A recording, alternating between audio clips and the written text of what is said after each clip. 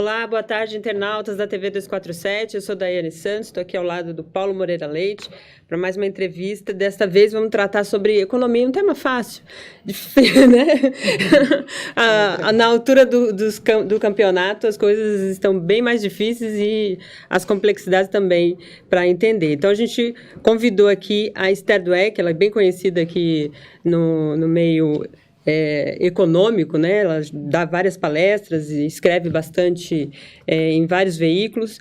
Ela é professora de economia da UFRJ, né? Foi secretária de orçamento do Ministério do Planejamento durante o governo da ex-presidenta Dilma. E estou aqui com o Paulo, como eu disse, para a gente dar início a essa conversa sobre economia. Paulo, quer iniciar? Bem, estou muito feliz de estar com você aqui. E, bem, nós temos muitas coisas a falar, inclusive umas análises que você tem feito. Uma coisa que chama a nossa atenção e que eu acho que a gente poderia começar a entrevista assim, é que crises econômicas são um fenômeno do capitalismo. Existem, são periódicas e todo mundo sabe que elas acontecem. E recuperações também. Agora, nós estamos vendo uma crise que é provavelmente a pior recuperação da história. Ou seja, tivemos 29, tivemos aquela crise de 80 que praticamente derrubou a ditadura, né? Acabou com aquilo. Tivemos 89, agora essa nunca teve. Explica por quê, professor. Então, de fato, Paulo, você tem toda a razão, a gente está vivendo o que a gente chama, não foi a pior crise, né? Talvez ela seja comparada em termos da queda a 80 e 29, mas está sendo a mais lenta a recuperação de todas essas, né? E uma coisa que é muito claro para quem está estudando é que o que tem sido diferente em relação às outras é a maneira como o governo está reagindo a essa crise, né? E principalmente as políticas que estão sendo feitas para tentar fazer o país sair da crise, que são políticas, na verdade, que afundam mais a crise, né? E isso é interessante porque não é só no Brasil, né? E por isso ajuda a gente a interpretar melhor o que está acontecendo, porque esse fenômeno aconteceu também na Europa e nos Estados Unidos. A crise lá foi em 2008, né? A crise dos países desenvolvidos foi em 2008, 2009, e eles tiveram uma queda muito forte, e depois, a partir de 2010, parecia que estava melhorando e parou, né? Se a gente pega os gráficos dos países, pega a Inglaterra, Estados Unidos, mesmo os Estados Unidos que está crecendo, está numa recuperação mais lenta que a de 29 também. Mesmo a Inglaterra e a Europa praticamente estabilizou, parou de crescer, né? E aí eu comecei a estudar o que aconteceu naqueles países para tentar entender o que aconteceu no Brasil. E é exatamente o mesmo fenômeno, né? O que a maior parte dos autores estão falando lá e que se aplica perfeitamente ao Brasil? A diferença está na política fiscal, né? Como o governo está reagindo a essa crise em relação a como os governos reagiram em outras crises da história mundial e brasileira também, né? A diferença é a volta para a austeridade, né? O que aconteceu na Europa e nos Estados Unidos, a partir de 2010... quase todos os países voltaram para a austeridade. Quer dizer, só explicando um pouquinho. No início, houve uma tentativa de estimular a economia. 2008, 2009, o governo americano despejou dinheiro, salvou a General Motors, parecia que era uma coisa... Mas, de repente, volta para a austeridade, é isso? Exatamente isso. Esse volta para a austeridade que as pessoas tinham perdido aí. Exatamente. Então, só para... Desculpa, gestantes podem me dar um corte aí, o economês, para não atrapalhar tanto, mas foi exatamente isso. A maior parte dos países, durante a crise, né, e era engraçado, eu que estudo economia keynesiana desde sempre, enfim, desde que eu me tornei economista, nunca tinha visto um livro do Keynes na capa, né, numa livraria, assim, na primeira... como o primeiro... Vitrine ali, para vender, né? E nas livrarias, todas as livrarias, não eram só livrarias mais alternativas, não, qualquer livraria. Minsky também, um autor keynesiano, né, muito importante, que fala sobre crise. Os livros deles foram para frente de todas, capas de jornais americanos, todos falando, voltamos aos tempos keynesianos. E, de fato, 2008, 2009, os países todos deram estímulo para a economia e conseguiram fazer com que a crise fosse menos grave do que as outras, né? Então, a queda foi um pouco menos acentuada, mas o que acontece? Toda vez que o governo dá estímulo fiscal, o resultado fiscal piora. Por quê? Você está numa crise, a arrecadação despenca e o governo continua gastando. Isso vai fazer com que você tenha menos receita, mais gastos, seu resultado fiscal vai piorar. Isso é o esperado, né? Só para esclarecer, não é o drama. Não. Isso é para ser assim. Exatamente, isso é para ser assim, né? E aí, o que aconteceu? Todo mundo falou, aí começou uma pressão para os países fazerem políticas de corte de gasto. Qual foi a consequência disso? A partir do momento que começaram os cortes de gasto, foi sequencialmente os países começaram a parar de crescer, né? E aí, essa que a gente chama de política de austeridade, é fazer uma política de retirar o Estado do papel de retomar o crescimento, né? Isso foi geral nos países E trazendo para o Brasil, para deixar claro, né, foi exatamente o que aconteceu no Brasil, só que talvez piorado. Porque a nossa crise ela teve um elemento muito mais interno nosso do que externo.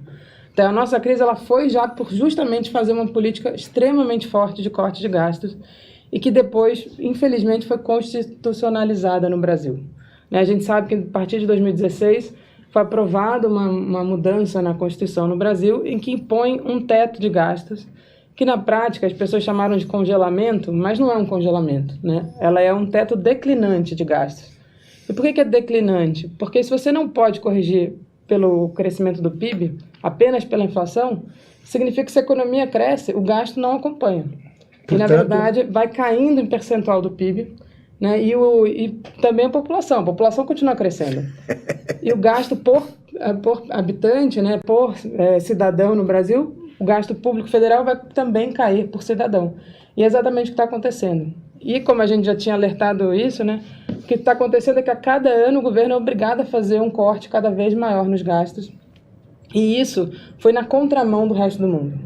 Né? O que eu estava explicando justamente, que o resto do mundo começou a discutir o que aconteceu na crise de 2008 e começou a perceber que a regra de política fiscal, né, a maneira como o governo atua, tem que ser mais flexível. Né? Ou seja, todos os países foram revendo as suas regras. Né? Então, por exemplo, países como o nosso, que tinha uma regra de resultado fiscal muito rígida, tem que cumprir uma meta de tanto. Todos os países começaram a flexibilizar isso.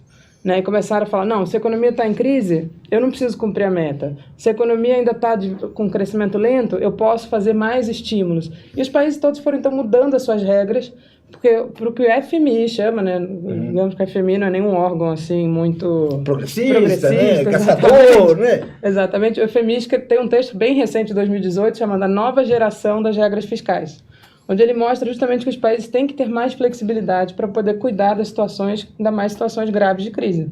Quer dizer, nós estamos fazendo uma coisa pior que o FMI. Muito pior. Quer dizer, o FMI hoje entendeu a bobagem da austeridade a todo preço e está recomendando outra coisa. E nós estamos na linha oposta.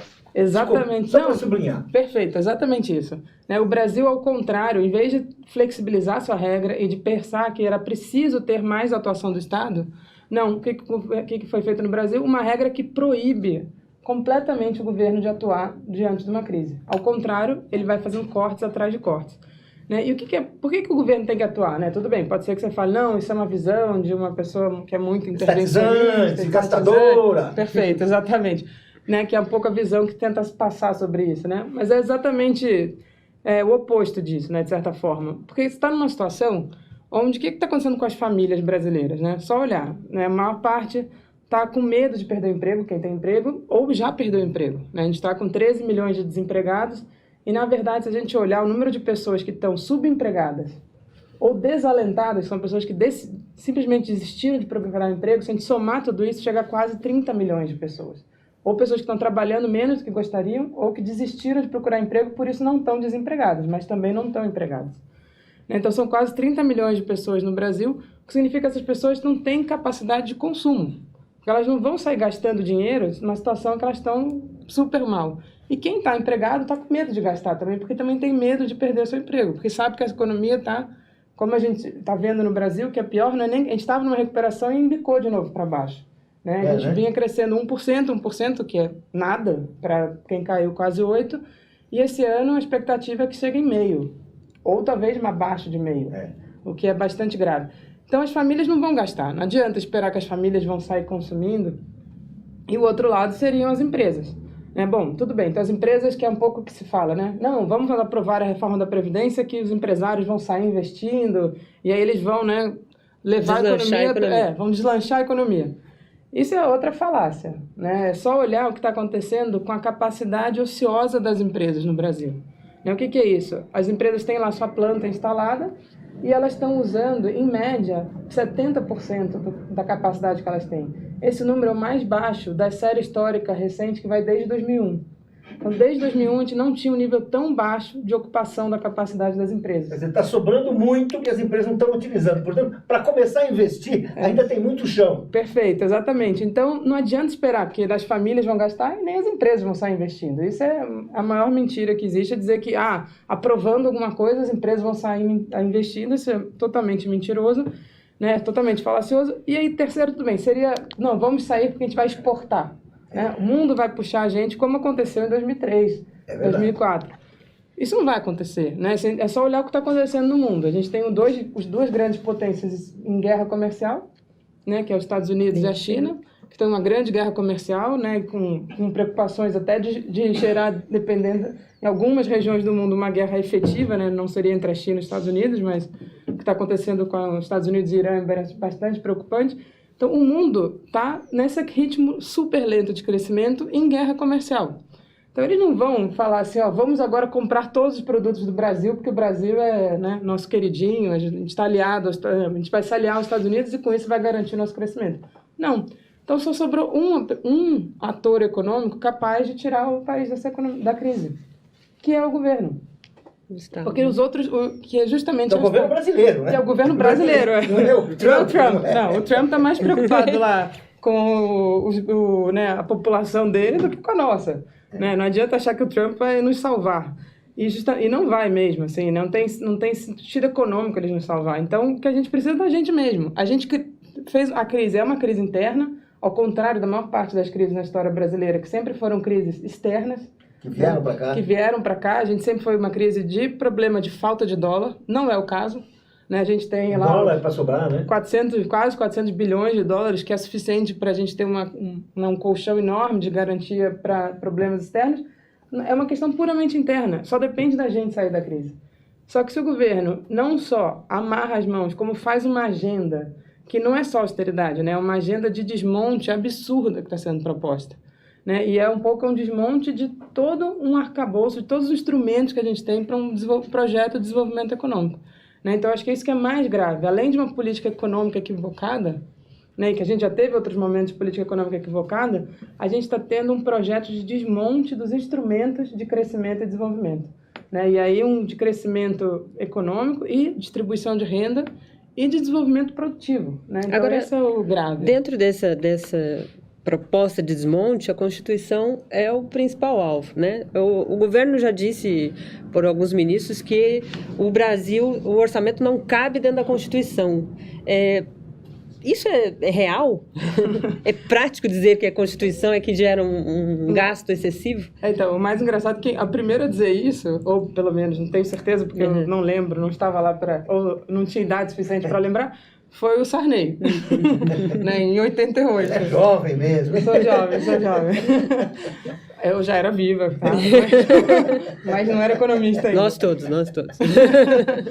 Mas e é justamente no dia seguinte, pelo que eu já li, acho que foi no dia seguinte ou logo depois, foi quando o Ulisses vai e fala, não, o que não cabe é a miséria, a fome, né? E é por isso que a Constituição é tão essencial. Então, isso é a mentira que vem sendo contada há anos no Brasil, né? Justamente quando eu falei de 2016, na aprovação da emenda constitucional 95, o grande desmonte da Constituição começa ali, né? Porque justamente você fala assim, não, eu não vou acabar aqui com as regras, eu vou criar uma coisa temporária de 20 anos, né? Um temporário de 20 anos, que vai simplesmente tornar vários dos dispositivos aqui totalmente sem efeito. Entre eles, todos os dispositivos que são para melhoria do desenvolvimento social no Brasil. Né? Porque justamente como a gente fala de orçamento público é uma coisa árida, né? E as pessoas que tratam de orçamento tornam ele mais árido. Mas é o orçamento que permite um grande caminho de distribuição de renda. Né? A maior parte dos países, se compara o Brasil com a Europa, a diferença de distribuição de renda não é tanto pelo mercado de trabalho, que existe. Claro, a gente tem uma diferença no mercado de trabalho, os salários aqui a distância entre os salários são maiores do que lá, etc. Mas a maior mudança está na maneira como o Estado interfere na distribuição de renda, por meio da tributação e por meio dos gastos sociais e transferência de renda. Lá, a gente já começa com uma tributação que é super progressiva. O que é isso? Taxa os mais ricos mais do que os mais pobres. No Brasil, infelizmente, não é assim. A gente taxa os mais pobres mais do que os mais ricos. E, recentemente, apareceu um dado de imposto de renda mostrando como as faixas mais ricas do imposto de renda são as que menos pagam imposto. Né? E isso é um grande problema no Brasil. Mas, além disso, no Brasil a gente consegue, na América Latina, o Brasil é o que mais faz isso. E eu diria que, talvez, entre os países em desenvolvimento, o Brasil deve ser o que mais faz. Que mais tem uma taxa de uma arrecadação regressiva. Regressiva, mas o Brasil também é um dos que mais tem regressiva, mas principalmente o Brasil, no lado positivo, é o principal, que é na hora de gastar. Né? O Brasil é dos países em desenvolvimento que melhor retribui o que ele arrecada para a população. Ah, é? É, por incrível que pareça. Ah, é? Na América Latina é disparado melhor, e mesmo se a gente comparar países em desenvolvimento, inclusive países que têm um tamanho de Estado parecido, a gente também gasta muito melhor. Né? Ao contrário do que se diz. Ao contrário do que a gente imagina, Exatamente. tem coisa boa. Tem muita coisa boa. Assim, a arrecadação é feita em bases erradas, mas a distribuição ela é positiva. Perfeito, exatamente Pela isso. Constituição. Graças à Constituição, exatamente. Esse era onde eu queria chegar. Graças à Constituição. Porque a Constituição colocou ali uma série de direitos sociais. Né? E justamente a gente foi implementando esses direitos, inclusive no governo Collor, no governo Fernando Henrique, mesmo nos momentos de neoliberalismo no Brasil. Foi implementando. A Previdência mesmo foi regulamentada ainda no governo Collor, inclusive a Previdência Rural. É claro que no governo Lula ela teve uma mudança super importante que ampliou a sua base, né? Mas, na verdade, você foi implementando porque, graças à Constituição ter sido aprovada em 88, a gente segurou a entrada do neoliberalismo no Brasil. Quer dizer, uma coisa que você fala, que eu já vi você falando, que é importante, assim, em 88 o mundo estava indo para o neoliberalismo. E nós fizemos uma Constituição que vai no sentido contrário. Ou seja, o Brasil resiste a isso e monta uma fortaleza contra isso, que é essa Constituição, que até agora... E nem era um regime socialista. Não, nada. Nem era, nem estava ali, né? Não sabia ainda. Nacionalismo democrático, mas né? assim, a gente monta uma resistência ali. Exato. Quer dizer, aquele acordo que você chama um pacto social da Constituição, é uma resistência ao neoliberalismo, é isso. É isso, é exatamente então, isso. É muito bom, muito bom. Não, e eu acho que, é claro, é uma conjuntura histórica, né? A gente vinha, claro, de uma luta anti-ditadura, e onde justamente, o que aconteceu no Brasil de 30 a 80, né? Então, incluindo o governo militar, o Brasil foi o país que mais cresceu no mundo. Em média, né? Não a cada ano, mas em média o Brasil foi o país que mais cresceu. A gente era a China entre 30 e 80. Né? Era aquele país que parecia, né, tanto que a gente falava... E a gente chegou em 80 como, dentro dos países desenvolvimentos, o país mais industrializado. E com indústrias de ponta. A gente estava num nível de produção e o governo militar fez justamente isso. Né? O governo militar ele teve esse lado que a gente chama de desenvolvimento produtivo, mas ele tinha zero desenvolvimento social. Então, por um lado, se a gente melhorou em termos de desenvolvimento produtivo, né, e de crescimento de 30 a 80, em termos de distribuição de renda, a gente tinha regredido completamente. E foi justamente aí que veio a pressão na redemocratização por um estado de bem-estar social no Brasil. Né? E a gente tinha essa pressão social para construir isso. E a Constituição, ela, na verdade, tem de tudo lá. Né? Se você for procurar lá, você vai ter desde uma regra fiscal super dura, mas que nunca foi implementada da sua forma, e também medidas extremamente progressivas e extremamente progressistas, né, no sentido de uma melhoria do padrão social no Brasil. E justamente a fala do Ulisses, né, o que é indigente no Brasil é a fome e a miséria. E essa era a ideia, vamos fazer um Estado que tenha também esse elemento de desenvolvimento social. E a gente ali conseguiu combinar coisas que são muito difíceis no país, né? Você tem instrumentos de desenvolvimento produtivo, então a gente tinha ainda as estatais, tinha, né? Bastante, né? Bastante estatais, que tinham sido o motor do desenvolvimento muito forte no Brasil. A gente tinha os instrumentos como os bancos públicos e outros instrumentos importantíssimos de desenvolvimento produtivo, e passamos a ter essa outra perna, que era uma perna muito deficitária no Brasil, que era do desenvolvimento social, redistribuição de renda. E foi exatamente isso. Como a Constituição ela precisava ser regulamentada, aos poucos foi sendo regulamentada, inclusive em governos neoliberais. É claro que se não fosse o governo neoliberal, talvez a implementação teria sido mais rápida. E a mudança mais profunda. Às vezes a regulamentação ela neutraliza também, né? Perfeito. Temos regulamentações ali que vão no meio de Araque, né? Sim, e o governo Fernando Henrique, em 95, faz a grande mudança tributária, que é a mudança que nos deixa nessa situação ridícula dos mais ricos no Brasil não pagarem imposto de renda. Em 95, essa reforma no governo do Fernando Henrique, meio que assim, é o contra-ataque neoliberal à Constituinte, essa Constituição que é uma Constituição progressista, vamos falar assim. É isso. De certa forma, sim. E a vantagem para o Brasil foi que eles resolveram contra-atacar, mas continuaram ampliando impostos. Isso é uma coisa importante. Porque ao contrário do que está se propondo agora, que é ficar cortando gastos de forma, né, sequencial, lá não. O governo Fernando Henrique foi um governo que aumentou um monte de alíquota de imposto. Então ele aumentou a receita. Aumentou a receita bastante, só que como era uma época que o país não crescia muito, ele precisava ficar aumentando impostos para a receita crescendo. E aí o que ele fez? Ele tirou o imposto de renda sobre pessoa física de lucros e dividendos, ou seja, quem recebe lucros e dividendos no Brasil não paga imposto. Que é uma isenção assim que só tem na Eslovênia, eu acho. Eslovênia, Ou Lituânia, né? Tem país assim, um dos países da OCDE que tem, só um país que não tem imposto sobre lucros e dividendos. Isso foi em 95. Mas ele, como ao fazer isso, a arrecadação cai, ele começa a ampliar o que a gente chama de contribuições sociais. O que, do ponto de vista da financiamento da Seguridade, foi excelente, porque você vai aumentando contribuições sociais que são para financiar a Seguridade. É claro que, do ponto de vista de distribuição de renda, não é bom, porque são contribuições incidem sobre preço, por sua vez, quem paga é todos os cidadãos brasileiros e os mais pobres acabam pagando mais. Mas ele manteve uma situação que, quando o governo Lula entra e a economia, por mudanças na política econômica, a economia começa a crescer, isso gera uma arrecadação enorme e tem a capacidade... Isso vai permitir a esse período de expansão, de crescimento, de distribuição de renda, muitas coisas que foram sendo construídas ao longo da história. Isso é o fato. Exatamente. E ali você passa a ter uma política econômica que valoriza o crescimento econômico, valoriza como caminho para o crescimento econômico a própria distribuição de renda, então você acentua o mecanismo de distribuição de renda como salário mínimo. Você fala, não, vamos agora aumentar o salário mínimo e, ao contrário do que muita gente acha, os maiores aumentos reais foram no governo, no período Palocci.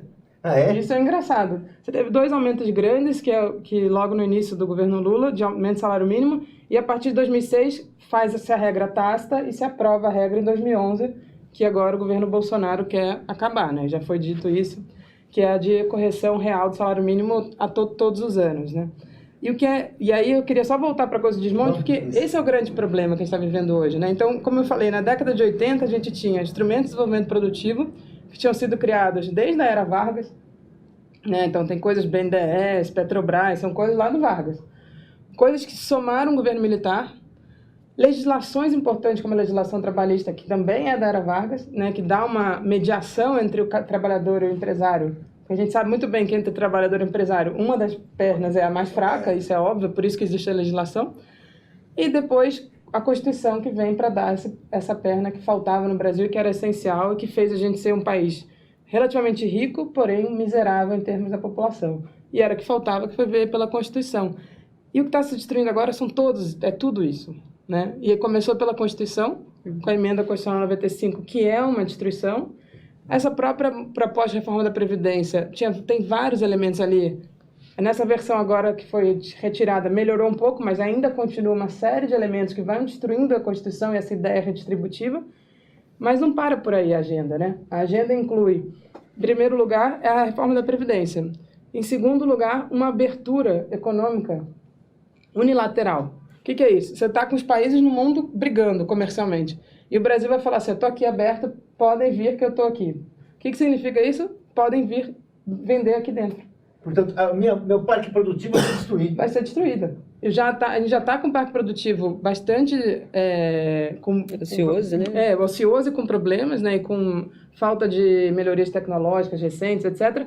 Com uma abertura totalmente unilateral, sem nenhuma preocupação, na verdade, tende a quebrar aqui grande parte dos setores produtivos que ainda estão resistindo. E o que é mais grave é que as pessoas falam que o Brasil é uma economia fechada. Isso é uma mentira. Isso é uma balela. Pera um pouquinho, você está falando uma coisa muito importante. Você fala rápido, muitas pessoas aqui têm mais medo de falar rápido. Então, se puder falar um pouquinho mais rápido... Por isso que eu ria, falei, quem fala? Eu como falo, ninguém quer que eu falo também. Mas enfim, você fala rápido. Agora, essa coisa que o Brasil não é um país fechado, eu acho isso uma coisa importante, porque assim, muitas pessoas de maior boa-fé acreditam, falam, não, porque o Brasil também está muito fechado. O Estado controla tudo. É assim que você quer importar e não pode. Então, explica aí, porque é bom falar isso, o que não é um país, isso é uma balela. Explica aí. Bom, ótimo. É bom para poder explicar com mais calma e mais devagar. Não, mas eu acho que principalmente uma coisa que é importante é olhar... As pessoas tendem a olhar a abertura pela participação, por exemplo, da importação no PIB, né, ou exportações no PIB, que sejam. Todo país grande tem um baixo percentual de exportação no PIB ou de importação, né? Então, olha os Estados Unidos. Nosso número é parecido com os Estados Unidos. Você vai dizer que os Estados Unidos é uma economia fechada? Não é uma economia fechada. Né? E no Brasil, ao contrário, nesse período, por exemplo, pós-crise de 2008, 2009, que foi um período que no mundo passou a ter muita capacidade ociosa no mundo, teve uma grande guerra comercial. Lembra que o Manteiga falava da guerra cambial que os Estados Unidos estava fazendo, que estava querendo, na verdade, baixar o preço do americano em detrimento dos demais países? Nesse período, teve uma entrada de importações no Brasil gigantesca. Né? E eu trabalho muito olhando o que a gente chama da matriz insumo-produto. Que setor que está vendendo para qual? Teve uma perda de elos na cadeia produtiva no Brasil muito grande já nos últimos anos. Né? Então, é claro que ainda tem algumas regras que tentam proteger determinados setores. Mas mesmo o setor automotivo é um setor que as pessoas falam muito. É um setor que hoje em dia basicamente monta carro no Brasil. Daqui a pouco nem isso, né? Porque já estamos montando as montadoras. Isso. Exatamente. Né? A gente basicamente, grande parte das autopeças vem de fora. Então, assim, o fato de você montar o carro no Brasil não significa que todo o carro foi feito aqui. Né? Então, tem uma série de coisas que pessoas não percebem, que falam... E aí, justamente, a ideia de uma abertura unilateral é você praticamente tender a destruir a indústria no Brasil, que é o setor que gera os empregos de mais alta qualidade. Né? E gera capacidade de desenvolvimento tecnológico. Olha a China. A China tem um projeto, né, muito claro de desenvolvimento industrial, né, e seguindo os caminhos que foi seguido pela Inglaterra, pelos Estados Unidos, pela Alemanha... Pelo Brasil, numa certa época. Pelo Brasil, numa certa época. Inclusive, o Beluso sempre fala que em 70... os chineses vieram aqui, foram na Unicamp, conversar sobre como tinha sido o processo de desenvolvimento industrial brasileiro e eles falaram, e justamente essa ideia de juntar Estado, empresas brasileiras, empresas estrangeiras para o desenvolvimento industrial, que a China copiou.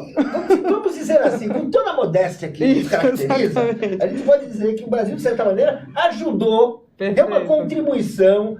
Estava mais avançado que a China naquele momento. Não, sem dúvida. Na década de 70 não há dúvida. Muito mais. Não, na década de 70 não há dúvida nenhuma. Ou seja, os chineses vieram aqui, não vamos dizer que eles copiaram, né, meu, né? Mas vamos dizer assim, é o que eles faziam, o que eles estão fazendo. Por exemplo, a gente estava melhor do que nós estamos hoje, né? Muito melhor. Não. E, assim, acho que por um lado e por outro, né? Exatamente. Pelo lado econômico, talvez sim. Mas, por outro, acho que o momento ideal para a gente teria sido ali em 88, se a gente tivesse tido governos que mantivessem essas pernas. Agora, eles não destruíram. Né? Isso foi talvez a grande vantagem. Mesmo o governo Fernando Henrique, por exemplo, onde o BNDES teve um papel simplesmente de facilitar a privatização. Financiou a privatização. Financiou a privatização. O que está sendo feito agora? Parecido, mas com desmonte. Do próprio BNDES? Do próprio BNDES. E na Caixa vai ser desmontado, o Banco do Brasil vai ser desmontado. Você vai começar a desmontar os bancos públicos. As estatais estão sendo desmontadas por dentro. Eles falam, não vamos privatizar a Petrobras. Né? Ou seja, eles falam assim, a gente vai só vender as subsidiárias. Vai vender, ou seja, fatia Petrobras e vai vendendo um monte de pedacinho. Vai sobrar um escritório lá no Rio de Janeiro, né? Os caras se reúnem e pronto. E o que é, assim, até o Gabriel fala muito isso, o maior erro de uma petroleira é ficar só com o petróleo e não ter os derivativos. Por quê? Os derivados, desculpa. Os derivados, eles garantem justamente os preços dos derivados do petróleo, eles andam em mãos diferentes. Então, se você tem os dois, você mantém uma estabilidade financeira muito maior para a empresa. Então, assim, é isso que está se fazendo com as estatais. Legislação trabalhista, não preciso nem dizer, né? A gente já teve um desmonte no governo Temer e agora tende a se acentuar com essa ideia da carteira verde e amarela, né? Que é justamente uma total falta de direitos aos trabalhadores e o desmonte da Constituição. E, para terminar, tem toda uma regra... Todas as políticas que a gente tem de desenvolvimento produtivo vão ser desmontadas. Então, políticas de conteúdo local no setor de petróleo está sendo desmontada. Né? Então, você está fazendo, assim, né? A venda subsidiária, está fazendo um desmonte gradativo dos instrumentos de desenvolvimento. Essa decisão, que eu achei um escândalo, mas a gente é ignorante, né? Eu achei um escândalo essa decisão do CAD, que vai mexer com gás. O CAD está sendo usado para... O que é isso? Legitimar ali, né? De certa forma. Eu li, eu falei, mas não estou entendendo. Aí, de repente, não. Vamos mudar a lei do gás para forçar os estados a vender. Os dutos, né? É, isso aí. Então, isso é mais um elemento. E o que é mais engraçado, assim, obviamente que nenhum governo fala, estou fazendo isso para destruir a economia, né? Ninguém vai usar esse argumento, que seria um pouco sincericídio demais, digamos assim. Mas eles falam o seguinte, não, a gente está fazendo isso para baratear o custo do gás. Criar concorrência. Criar concorrência e baratear o custo do gás.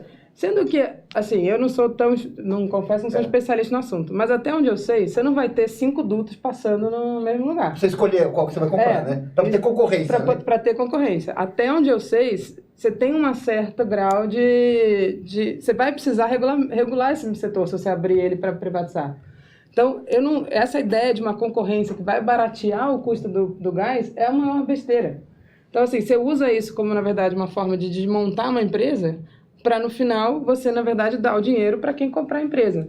E o que é mais grave é que, no caso do gás, não dá para fazer isso. Mas o que está acontecendo? A privatização, e, na verdade, é um processo de desnacionalização. Não é simplesmente deixar de ser estatal para ser privado. Afeta diretamente a nossa soberania também. Exatamente. Você deixar de ser estatal para ser de outro país.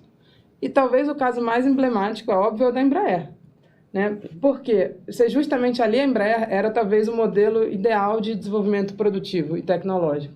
É você combinar uma instituição de ensino, que é o ITA, com uma empresa de alta tecnologia, que era o caso da Embraer.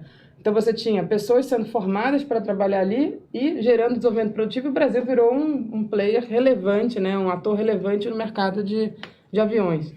E aí o que se faz? Bom, vamos vender a empresa e vende para uma concorrente estrangeira. O que essa concorrente está anunciando? Que vai tirar a fábrica e levar para os Estados Unidos. Como era óbvio que ela foi fazer isso. Fechou e tirou a concorrência. Né? É a concorrência. Como era óbvio. Por que a Boeing, que está nos Estados Unidos, querendo gerar emprego nos Estados Unidos, vai deixar manter a fábrica no Brasil? Não faz sentido. Então, assim, é esse tipo de coisa que é o risco que a gente está correndo. E o que é mais grave é que isso compromete futuros governos. Né? Porque além de você permanecer num crescimento super lento, com o crescimento de desigualdade. Né? Então, teve um dado recente da FGV, com base nas pesquisas do IBGE, da PNAD contínua, mostrando que desde 2015, mas principalmente 16, 17, até maio de 2019, eles mostraram a curva de desigualdade que vinha caindo desde a década de 90, desde a aprovação da Constituição, voltou a crescer de forma contínua. Né? Então, a gente está tendo baixíssimo crescimento, um retrocesso social gigantesco, voltou a aumentar miséria extrema, voltou a aumentar a pobreza, aumentou a desigualdade, né? Você tem índices horríveis de aumento de mortalidade infantil, mortalidade materna, uma série de coisas que eram garantias que a gente achava que estava indo sempre numa única direção, né? Progresso, né? Exatamente. Progresso, né? Tinha direito de acreditar, inclusive, né? Exatamente. E aí a gente começa a retroceder. E o que é pior, ao desmontar os instrumentos, na hora que um outro governo ganha, ele não vai ter instrumentos para trabalhar. Isso é que é uma coisa que é grave. Como eu falei, o governo Fernando Henrique pode ter sido neoliberal, pode ter feito um monte de coisas, mas não destruiu todos os instrumentos. Destruiu alguns, tentou um pouquinho. Tentou um pouquinho. Né? Teve privatização, teve uma série de coisas, mas quando entrou um governo com uma visão diferente, conseguiu usar... Ele tinha instrumentos para mudar a política. Exatamente. E agora estamos impedindo isso. Impedindo e destruindo. Né? Porque imagina, para você, cada mudança constitucional que você faz, cada empresa que você vende, você não volta. A empresa que vende nunca mais voltou. Olha o caso da Vale, né? Você vendeu por 3 bilhões, hoje em dia isso é o lucro, sei lá, nem sei se é anual ou mensal da Vale. Né? Claro, tem atualização, etc. Mas o fato é que você vendeu, ainda vendeu com as reservas. Que é o mais grave. Você vende junto com as reservas de minério que a gente tem. E o que é pior hoje é que, na verdade, você, ao recuperar o tempo que você precisa, por exemplo, para reverter uma emenda constitucional 95, que é uma emenda constitucional, aprovação de 308 deputados, etc., tudo que a gente sabe que é necessário. Fora qualificado, 2 vezes. Exato, 2 vezes. Isso é muito difícil. Ainda mais com um Congresso que a gente sabe que não reflete a população brasileira. É verdade. Foi eleito, claro, tem toda a legitimidade de um Congresso eleito. Porém, ele não reflete a sociedade. Ele é um empresariado. Isso, a maior parte é homens brancos empresários, que na população brasileira deve ser uma participação ínfima. Né? Então, isso é um problema. Né? Como é que a gente reverte isso depois? E você vai ficar um ano tentando aprovar. Um ano tentando discutir. Discutir, exatamente. Imagina. Não. Difícil. A gente tem muitas questões ainda. Você falou de uma coisa, não foi assim. Imagina a Embraer. A Embraer até agora era uma empresa brasileira, né, de capital brasileiro, tinha uma coisa lá fora, mas assim, de repente ela falou, você não pega de volta. Não. Isso virou empresa da Boeing. Você tem que fazer assim, uma guerra, vamos falar assim, né? Vamos pensar, quer dizer, eu falando maluquice, né? Claro. Uma guerra. Declarar guerra aos Estados Unidos. Guerra aos Estados Unidos para a Boeing devolver. Lembra o Brizola? O Brizola ele fez uma coisa assim, quando ele foi o que? Ele foi desapropriar uma hidrelétrica. Acho que foi. Né? Ele fez uma coisa com uma hidrelétrica no Rio Grande do Sul, que quase teve, assim, dizem que o golpe começou ali. Porque como é que o governador, que estava, justamente, ele estava inconformado com os preços da energia no Rio Grande do Sul, porque estava muito alto. Ele desapropriou. Acabou. Ele virou da besta-fera, quer dizer. Né? Não, é exatamente isso. E você voltar a esses instrumentos é que é impossível. E aí você vai ficar... Imagina, a gente demorou, foi isso, quase 50 anos para construir os instrumentos. E a gente vai estar fazendo agora... Em 4 anos não se reconstrói. Em 4 anos você destrói tudo, você não consegue remontar em 4 anos. Né? E aí é claro que a gente, aos poucos, a sociedade vai percebendo, até recentemente o Rodrigo Maia falou que a emenda constitucional 95 vai levar ao abismo social. Né? A gente escreveu um livro ano passado que chama Economia para Poucos, justamente mostrando os efeitos da emenda constitucional 95, e o nosso ponto é isso, essa emenda leva ao abismo social. Esse ponto. Chama Economia para Poucos, então o livro é sempre de quem mais? Meu é organizado por mim, Pedro Rossi, Ana Luísa Matos de Oliveira, e tem vários autores, que são vários temas. Economia para Poucos, então já está aí, olha aí, já... Isso. Porque a gente... Você desculpa aí, Daiane, mas eu queria que você falasse dessa emenda constitucional, que é, na verdade, uma coisa do governo Temer, que é um governo que não teve votação nenhuma, que deu um golpe, né? Vamos dizer assim, o Temer, tá? O Temer, a gente não precisa nem falar muito sobre o Temer, né? Bem, e ele é o cara que fez, na verdade, a grande mudança. Pavimentou o caminho. O resto é decorrência dele. Ele e do Meirelles, quer dizer, assim, Meirelles, o Temer... Não é um absurdo isso. Não, é total absurdo. Isso é muito assustador. Não é assustador, é um sujeito que, assim, toma posse, faz um acordo e nos congela por 20 anos. É o plano quinquenal. Da destruição. Do atraso, exatamente. Do atraso, é um plano de 20 anos para destruir e está lá e não se pode fazer nada. Não, e nesse mesmo período a China está fazendo um plano para ter indústria 4.0 lá. Né? A China tem um plano de chegar, ela quer ser a grande potência industrial e está se tornando a grande potência industrial, e ela tem um plano assim, de 10 em 10 anos vamos chegar em tal etapa, nacionalizando produção, né? O oposto do que a gente faz, né? Justamente ao oposto. Isso é o que falta no nosso país, ter um planejamento de Estado de desenvolvimento, porque cada governo que entra tem um... É claro que a gente teve uma sequência, né, de governos progressistas que ajudaram a criar um caminho muito mais de mudanças mais profundas, tanto do ponto de vista do desenvolvimento social, das desigualdades, etc. Mas o Brasil precisa disso? Precisa muito, né? Seria essencial. E aí, eu acho que, infelizmente, nesse momento, a gente está no momento de tentar barrar o retrocesso. Né? Parar. Se a gente conseguir parar onde está, né? Que é muito difícil, né? Eu diria, a gente não sei se a gente tem forças políticas ainda para barrar, mas eu acho que a gente essas forças estão crescendo, né? Tá ficando, é isso. Até o Rodrigo Maia dizer que a emenda constitucional é o abismo social, e aí é justamente um ponto que eu concordo totalmente, falta um projeto, mas na época que foi aprovada essa emenda, eu estava até assessorando no Senado. E eu lembro de estar no plenário e ninguém disse que isso ia gerar cortes sociais. Não, e justamente o livro foi para mostrar isso. Porque as pessoas falavam, não, isso aqui é só... Estamos criando uma emenda temporária e é só para melhorá-lo por dentro. A gente vai manter como está hoje e as pessoas vão só simplesmente rearrumar as caixinhas. O que era a maior balela do mundo, né? Porque, na verdade, ela está dando margem e justamente as pessoas acham que vai ser revertido. Eu acho que não. Né? Não cumprir o teto não é um crime de responsabilidade. Então, se o governo Bolsonaro chegar no que vem não conseguir manter exatamente o teto, não é crime de responsabilidade. A emenda ela trouxe já as consequências de não cumpri-la. Se você não cumpre o teto, você é obrigado a cortar salário de servidores, você é obrigado a não dar reajuste de salário mínimo, você é obrigado a não dar subsídios para nenhum setor e assim por diante. Então, ela traz consigo o projeto de desmonte do Estado.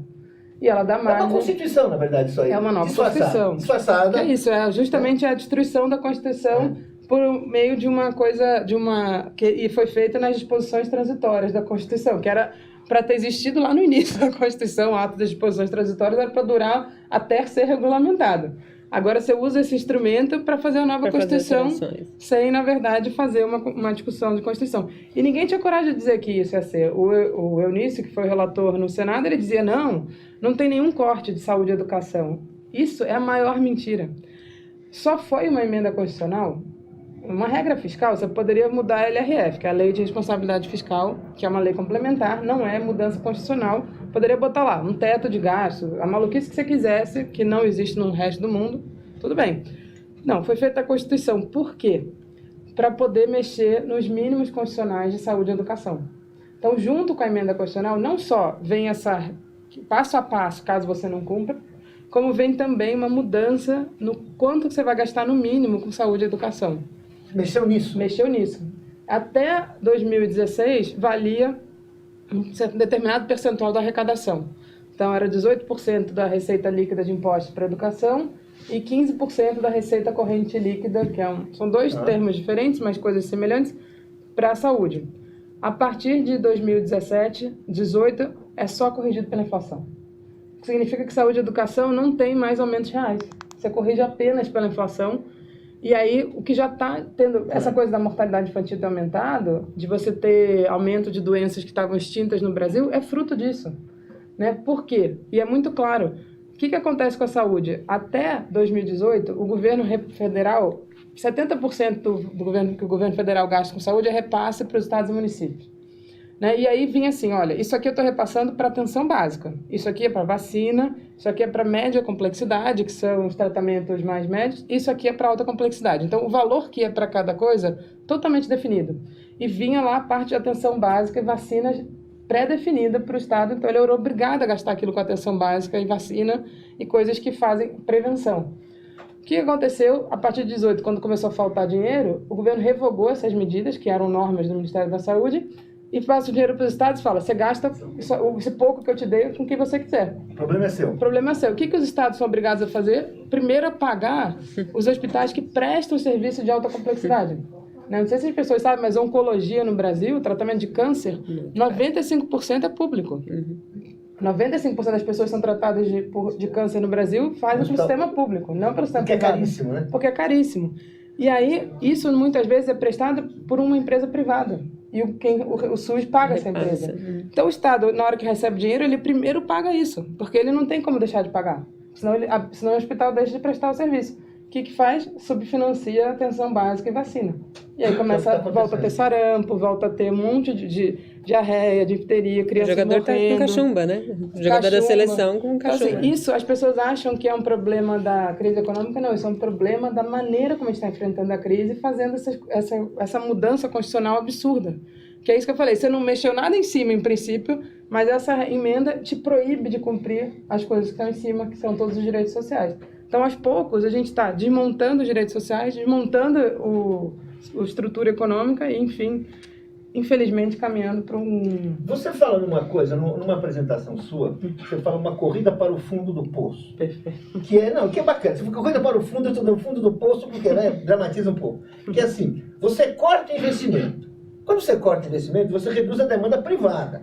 Como você reduz a demanda privada, você reduz o PIB. Como você reduz o PIB, você reduz a receita. Aí você piora a arrecadação, portanto, tudo piora e você vai ficando cada vez... É nesse círculo infernal que esta emenda nos joga. Exatamente. Exatamente nisso. Você só pode afundar nesse círculo. Exatamente. Você não tem para onde ir. Infelizmente, no Brasil já está provado que o nosso fundo não tem poço, né? Seja em todos os âmbitos. Nosso poço não tem fundo. Nosso fundo não tem poço, não. Nosso poço não tem fundo, perfeito. Infelizmente, em todas as esferas, a gente está descobrindo isso. E na economia também. Né? E o que é mais grave é que a gente ainda tem... Que foi justamente o que aconteceu no resto do mundo. O que segurou a crise mundial, ao contrário de 29, foi ter estados grandes. Foi ter estados de bem-estar social. Se a gente olha o tamanho do Estado nos Estados Unidos em 29, era em torno de 10% do PIB. Hoje em dia, quase 40% do PIB, o Estado americano. Né? O Estado inglês era também 15%, chegou a 50%. Alemão, a mesma coisa. Japonês era menor ainda. Japonês era 1%, 2%, chegou a 50%. Né? Então, justamente isso gera um colchão de proteção para a sociedade. Olha no Brasil hoje, a quantidade de aposentados que virou chefe de família. Por quê? Porque essas transferências sociais, elas acontecem independente do que está acontecendo com a economia. Ao contrário do salário da pessoa. A pessoa só recebe salário se está empregada. Se a economia vai mal, ela perde o emprego. Então, a gente ainda tem no Brasil alguma proteção, algum colchão. Só que o que o governo está fazendo é o seguinte, lógico que esse colchão faz com que, na hora que a arrecadação cai, o governo continue gastando e piora o seu resultado. Aí o governo olha isso e fala, não, tá muito ruim, vou cortar. Tem que cortar mais. Tem que cortar. Aí ele corta, e muitas vezes, que no Brasil esse ano, o investimento federal vai ser 10 bilhões, e em 2014 era 70 bilhões. Olha a queda que houve em termos nominais. Se a gente corrigir pela inflação, é mais grave ainda. E aí, na verdade, o que está acontecendo? Você está gerando essa corrida para o fundo. Por quê? E o nosso fundo, como num poço não tem fundo, a gente está indo cada vez mais para baixo. Porque é exatamente isso. O governo corta, aí isso piora a situação econômica, porque quando o governo gasta, né, é só para terminar aqui, para deixar bem claro para as pessoas, entender porque o governo não é uma família. Né? E isso é muito importante. Que é sempre usado, né? Que é sempre usado. Não, o governo não pode gastar mais do que arrecada. Não, o governo não é uma família. O governo, em situações de crise... Mas esse não é da minha família, esse governo. Ele é de uma família específica, né? Mas o fato é que, justamente, como a gente estava falando no início, quando você está numa situação em que as famílias estão numa situação ruim, as empresas estão numa situação ruim, e o cenário externo é totalmente não, né, promissor, sobrou só o governo. E se ele fizer igual às famílias, a gente não tem para onde ir. E era justamente nesse momento que o governo teve que gastar. Porque o que é o governo gastar? Que as pessoas, né, acham que o governo gasta é jogar o dinheiro, sei lá, para baixo do tapete. Não. O governo, ele contrata uma empresa, o governo paga o salário de alguém e o governo faz transferência para alguém. Então o governo joga dinheiro na economia de volta. E ao fazer isso, ele reativa a economia. Então, se o governo corta, ele tira dinheiro da economia, né? E é exatamente o que está se propondo nos próximos anos. Essa ideia de economia de 1 trilhão com a Previdência é você retirar R$1 trilhão da economia. O que vai acontecer? É R$1 trilhão que podiam gerar emprego, R$1 trilhão que podiam gerar renda, R$1 trilhão que podia estar... E gerar arrecadação e poder fazer com que você pague as aposentadorias com arrecadação. E é justamente o que não vai acontecer. Né? A gente, infelizmente, vai ficar nesse círculo vicioso de piorar ainda mais. Quer dizer, essa reforma da Previdência, que quer cortar 1 trilhão e 100, segundo o Paulo Guedes, agora é 1 trilhão só, imagina, né? Pouquinho, né? Só um pouquinho, né? Ela vai fazer isso, ela vai ao contrário do que vem sido vendido. Não é que ela vai reativar a economia, ela vai aprofundar o fundo do poço. Vai aprofundar esse fundo que não existe, exatamente. Não existe. Não, totalmente. Você tira o colchão de proteção que foi pensado lá na década, depois da Segunda Guerra Mundial, né? É uma coisa que não foi pensada, e ao contrário do que as pessoas acham, foi pensada para salvar o capitalismo, né? De si mesmo, como disse o Beluso em um debate. Era uma coisa justamente para evitar crises profundas. E a gente vai retirar isso da economia brasileira. O que significa que a gente vai cavar ainda mais esse poço e entrar num buraco com uma dificuldade muito grande de volta. A aposentadoria é aquilo que evita a gente cair. Foi aquele sistema inventado depois de 29, quando a miséria mais absurda chegou no centro do capitalismo. A aposentadoria, que é depois da Segunda Guerra, é para justamente ser um colchão. E nós estamos eliminando esse colchão para ser assim... Exatamente isso. Né? E o Brasil, difícil. Como eu falei, é um dos poucos... A gente é um país em desenvolvimento que conseguiu ter esse colchão relativamente bom. Poderia ser muito melhor, mas para a gente ter muito melhor, a gente precisa ter um país que desenvolva produtivamente para conseguir desenvolver socialmente junto. Mas não, a gente está destruindo esses dois elementos e aí... Infelizmente, não sei bem para onde a gente vai. Isso é uma coisa que me preocupa bastante. Essa é uma pergunta que fica para outro programa, exatamente. Antes que o Paulo faça outra pergunta e a Gisele me mate. Não, a entrevista, exato, a entrevista com a Esther saiu do economês um pouco, né? É claro que acaba entrando nesse alguns vocábulos acabam entrando no debate, mas a gente consegue entender bem qual é o tamanho do desmonte que está sendo colocado aí.